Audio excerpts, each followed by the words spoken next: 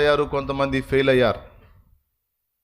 అయితే అందరికీ ఒక మాట చెప్తున్నాను, పిల్లలందరికీ చెప్తున్నాను,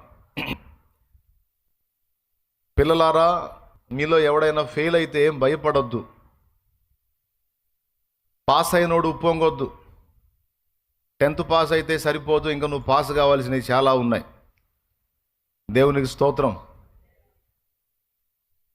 ఈ జీవనోపాధి కోసం ఏదో ఉద్యోగం సద్యోగం సంపాదించుకోవటానికి చదువు, కాస్త లోక జ్ఞానం పొందడానికి చదువు. అయితే జీవితంలో పాస్ కావాల్సిన సంగతులు ఓన్లీ చదువు ఒక్కటే కాదు, చాలా ఉన్నాయి. జీవితంలో మనం పాస్ కావాల్సిన విషయాలు. కొంతమంది చదువుల్లో అన్నిట్లో ఫస్ట్ క్లాస్లో పాస్ అయ్యారు, కానీ జీవితంలో ఫెయిల్ అయిపోయారు.